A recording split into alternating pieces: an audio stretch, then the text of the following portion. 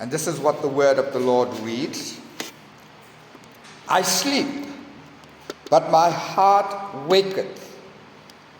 It is the voice of my beloved that knocketh, saying, Open to me, my sister, my love, my dove, my undefiled. For my head is filled with dew, and my locks with the drops of the night. I have put off my coat. How shall I put it on? I have washed my feet. How shall I defile them? My beloved put in his hand by the hole of the door, and my bowels were moved for him. I rose up to open to my beloved, and my hands dropped with myrrh, and my fingers with sweet-smelling myrrh upon the handles of the lock. I opened to my beloved, but my beloved had withdrawn himself and was gone. My soul failed when he spake. I sought him, but I could not find him. I called him, but he gave me no answer. The watchmen that went about the city found me. They smote me. They wounded me. The keepers of the wall took away my veil from me. I charge you, O daughters of Jerusalem, if he find my beloved, that he tell him that I am sick of love. I'm going to speak to you for a short while on the consequences of neglect. Now, the book of Solomon, Songs of Solomon, is a very poetic book full with expressions of love. And this is in particular with the relationship between Jesus and the church. The intimate relationship that there ought to be between the church and Jesus Christ. And really speaking, if you would read through the book of Solomon, some of the language that he uses and some of the expressions that he uses, you'll be bashful, you'll be embarrassed. Because the manner in which he describes the love of God, of Christ for the church, the beauty of the church in the descriptions and the expressions through words. Now, I'm not here to talk about love relationships. I'm here to talk about how the church in this present moment, in this present era of time, we have faltered, we have failed in our response to this love that Jesus has for his church. Now let's go to this text and let me expound from this, because we are looking at the subject of the consequences of neglect. Firstly, in verse 2, we notice the timing of the coming of the bridegroom to the bride. The timing of the coming. And what does Solomon say here? In verse 2, I sleep. We find that the bridegroom comes at the most unfavorable time, when you least expect him to come, when you are at your best within your comfort zone, neatly tucked in, having a firm grip on religion. Having a firm grip on religion. Read the words that follow. I sleep, but my heart waketh. So there is this posture of rest. There is this bride neatly tucked in bed, but the subconscious, this inner awareness is her heart is awake. There is this discomfort, as it were. While she is in this posture of rest and sleep, the emotions of the heart is still awake and still restless. There is the longing for the presence of a bridegroom.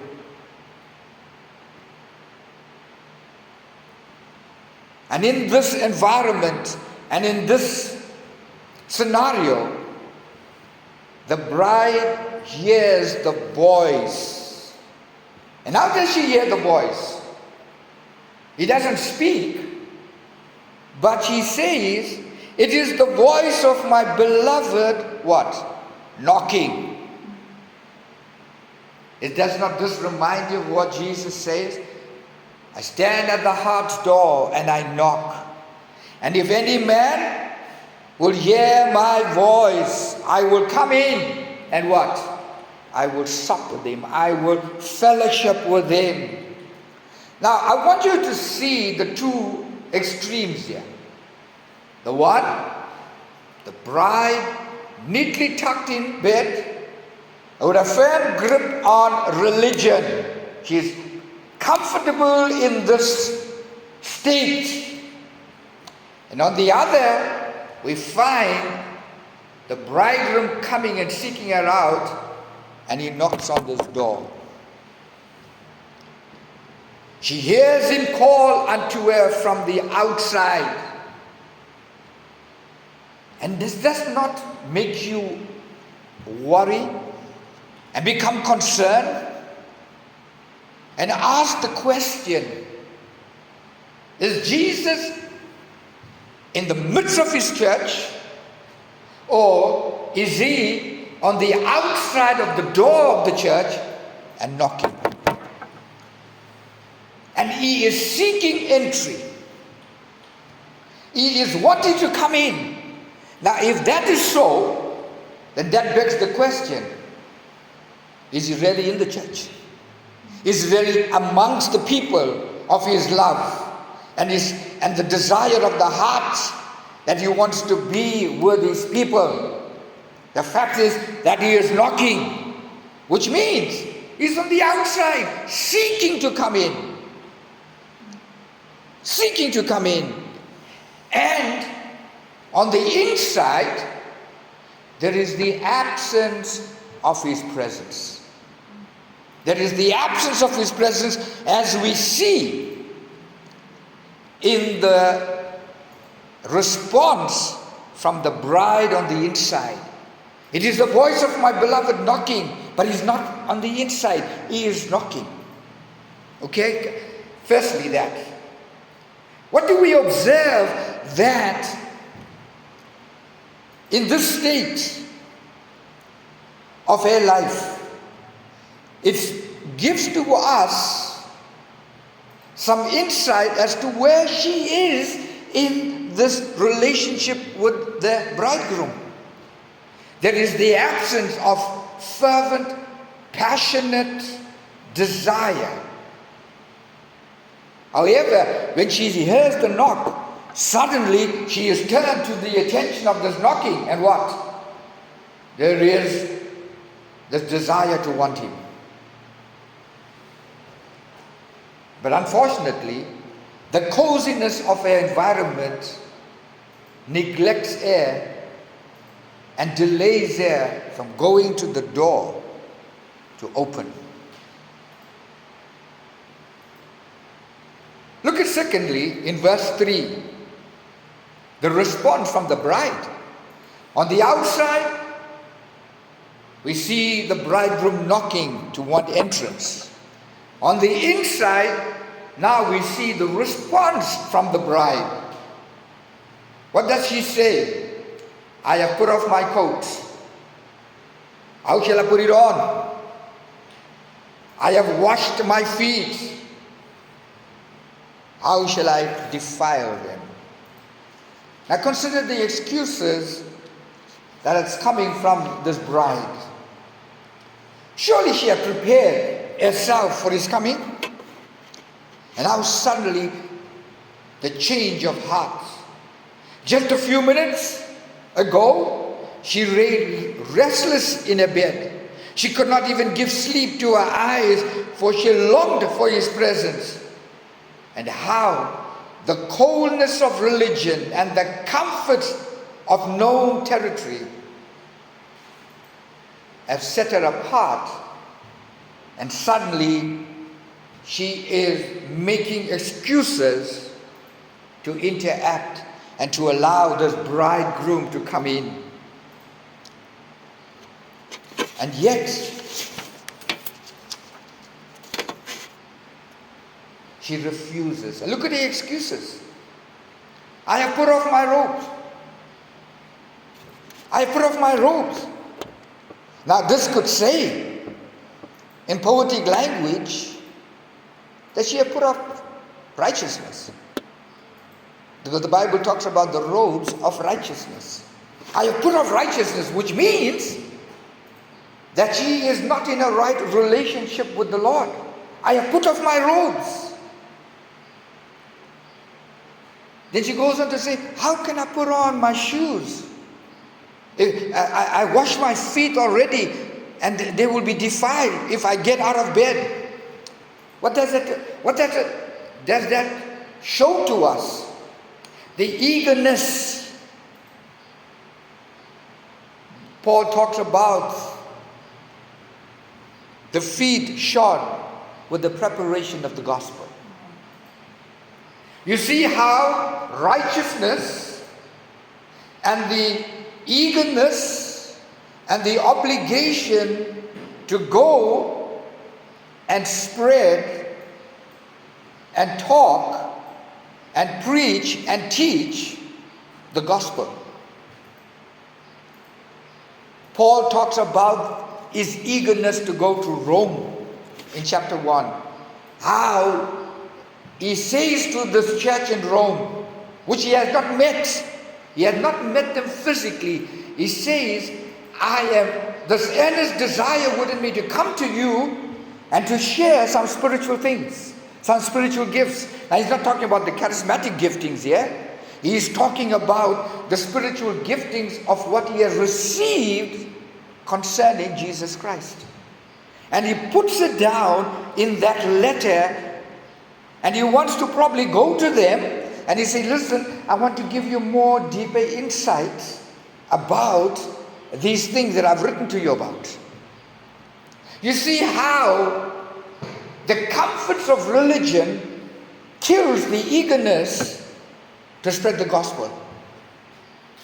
The comforts of just being within a special or a culture of church robs us to step out with a sense of eagerness and obligation to spread the gospel. What a contrast to the words in chapter 3. In chapter 3 of the Songs of Solomon, she says, by night on my bed I sought him whom my soul loveth. I sought him, but I found him not. I will rise now and I will go about the city in the streets and in the broad ways. I will seek him whom my soul loveth. In chapter 3, there is this eagerness. There is this longing. There is this desire. She is even willing to place herself in danger to seek out this bride, to seek out the lover of her soul. She is willing. She says, I will rise and go about the city in the streets and in the broad ways. I will seek him whom my soul loveth. But in chapter 5, the ease of religion has stepped in. And what now? She is comfortable in a posture of sleep. There's a warning that the Lord gives to us in Amos chapter 6 and verse 1. He says, woe to them that are at ease in Zion and trust in the mountain of Samaria, which are named chief of the nations, to whom the house of Israel came. there is pronounced a woe. A woe to be at ease. There is a pronunciation of judgment for those that are relaxed and comfortable in Zion. And what does that comfort bring? What does that ease bring? They trust in the mountain of Samaria. They trust in something that is more tangible, something more established, something more recognized.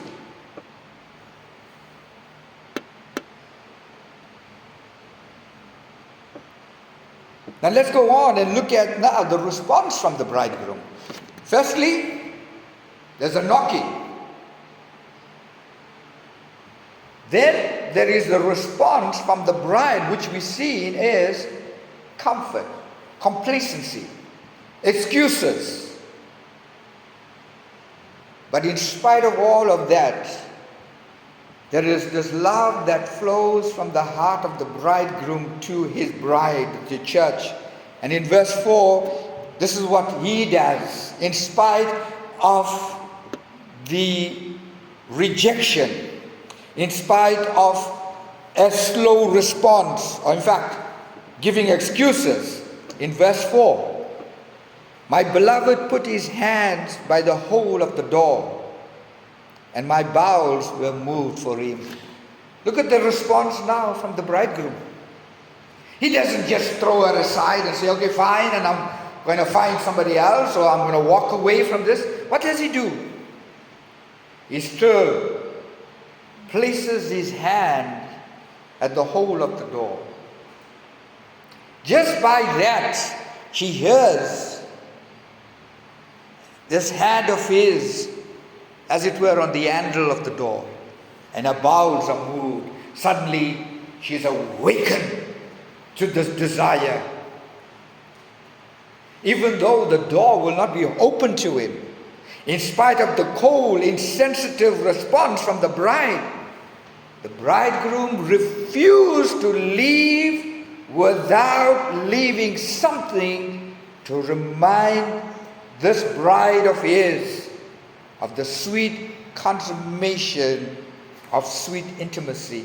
Verse 5, I rose up to open to my beloved, and my hands dropped with myrrh. Look what he does. He leaves something to remind her of the refused presence. And what is that? Myrrh. Now, what does the Bible talk about myrrh? Now, those are one of the gifts that the wise men brought to Jesus, frankincense, myrrh, and gold. But what is myrrh in particular used for? Embalming the body, death. But something else, ladies, it is also used to beautify the skin. Now look what he does. He leaves a token of his presence. Now we, in the New Testament, and on this side of the New Testament, we know the significance of myrrh. And what is that? It speaks of his death. It speaks of his beauty. And in this case, it speaks about the scent or that perfume that enriches the skin, the beauty. And what is he saying? You have rejected me, but I will still leave something that would remind you of how beautiful you would and you could be. Just by your rejection doesn't mean I have lost love for you. Just by your rejection, it doesn't mean I have lost my interest in you. No, I'm going to leave something that would remind you of my presence. It is so significant. As I said, we on this side of history and on this side of the New Testament in the year 2025, we could relate more to what? What is the scent that Jesus has left for us that would carry itself even into eternity? It's the death. Men and women are turning to Jesus when there is the preaching of the cross, and men and women realize that there is only one way of salvation, and that is through the preaching of the cross. And what is the preaching of the cross? It speaks of the death of Jesus, it speaks of the resurrection of Jesus, it speaks of the ascension. The door to the eternal riches have been opened through the cross. The cross.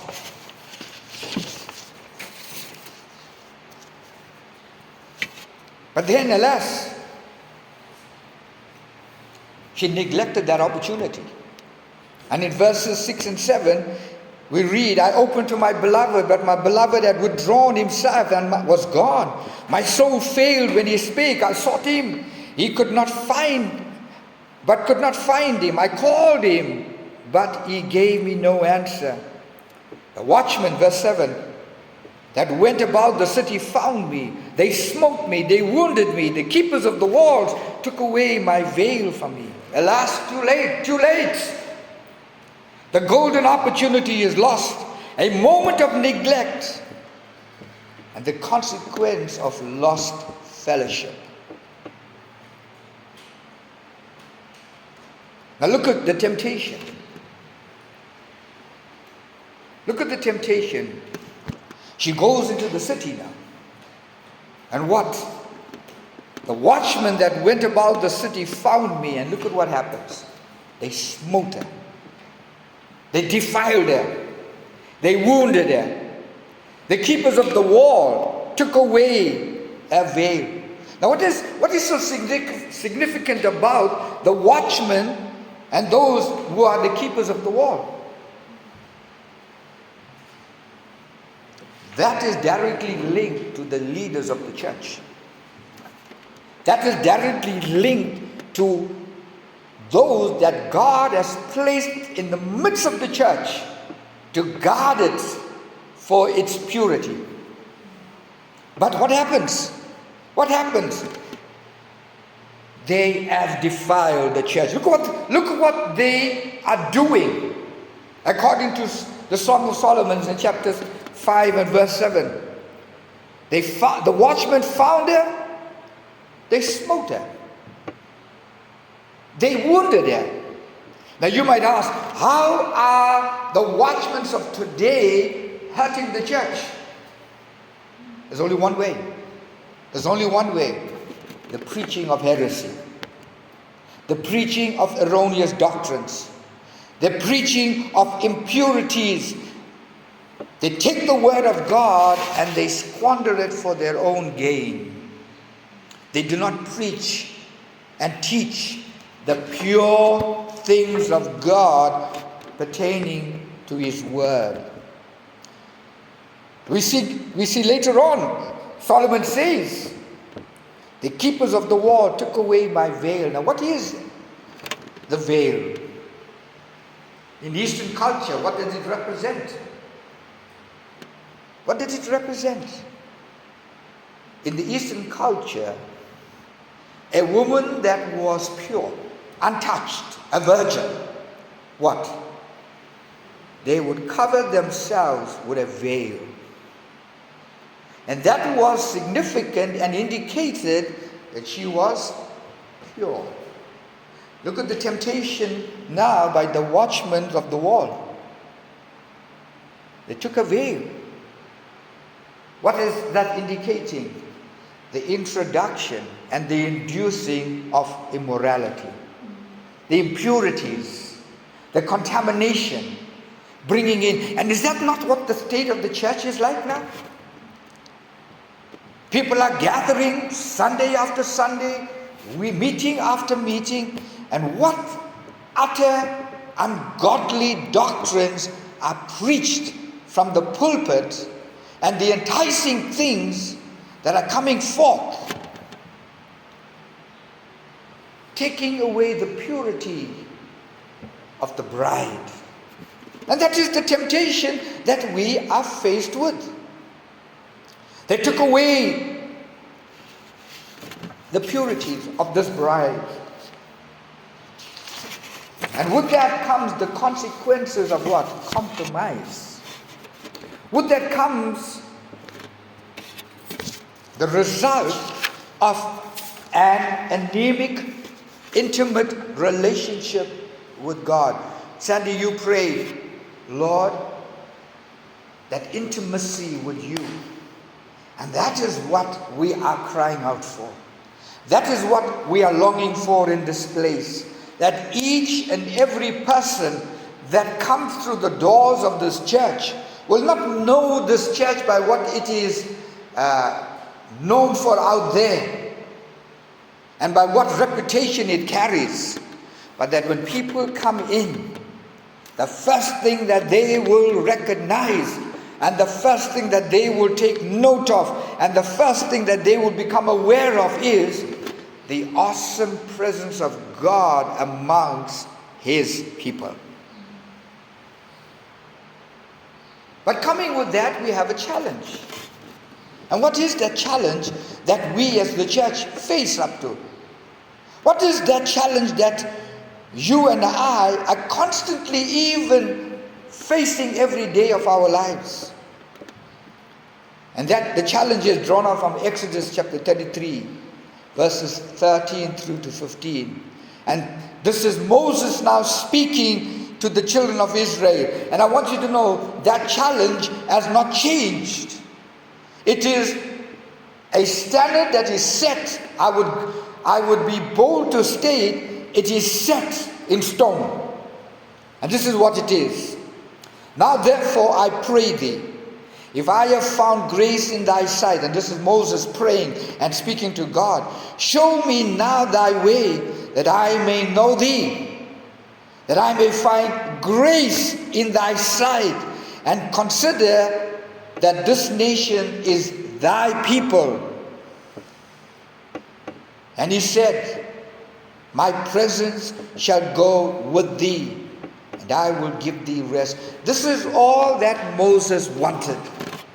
He didn't want a name for himself. When the Lord had wonderfully and graciously brought these people out of bondage, the one thing that Moses wanted from God is not to be known as such a great deliverer he was. He reckoned, and all that he considered is, Lord, I want your presence to go with us.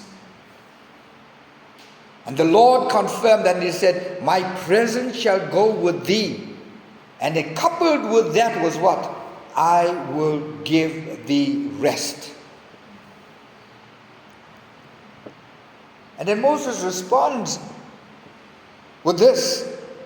After he heard that God was saying, okay, I will give you, the only token that I will give you is my presence. I'm not going to give you anything that's going to be bombastic. I'm not going to give you anything that's going to make you out there to be known by your reputation. I'm not going to give you anything that is written out there in neon lights where people would see from a distance, oh, there's Moses. No. Moses, my presence will go with you. Now let's be very honest. Can one really detect naturally the presence of God? You've got to be in tune with Him. You've got to be connected with Him. You've got to have that one-on-one with Him. You've got to know that secret place of how to get connected with Him. And not everybody is connected in that way. But though our faces might change, might differ here, each one God has customized, as it were, how to connect with Him. Yours will be different from mine. Mine will be different to yours. But you know in the secret of your heart, this is my way of connecting with God. Now look at what Moses says in response to this. And Moses said unto him, if thy presence go not with me, carry us not hence. For wherein shall it be known here that I and thy people have found grace in thy sight? It is not in that thou goest with us. So shall we be separated, I and thy people from all the people that are upon the face of the earth. Do you find the mark of distinction here? Do you find the mark of separation here? How will people know, Moses said? Would people know that we are a peculiar people? And Moses responds and he says, it is only by this, God, if your presence be with us. This will make the difference from the other people. This will make the difference from the other nations of the world. And beloved, let's bring it home. Let's bring it to us as individuals. Let's bring it to us collectively as a church. And ask ourselves the question, do we really and truly, in the secrets of our hearts, carry the presence of God? You remember what was said of the apostles in the book of Acts?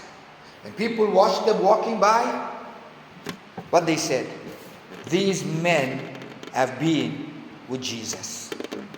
Beloved, that is all I ever want. I don't want to be known out there by any other reputation. I don't want to be known by any other bright lights. All I cry for every day of my life is, Lord, your presence. Your presence will go with me. Your presence will be amongst your people in this assembly. Your presence will be the token that you are with us.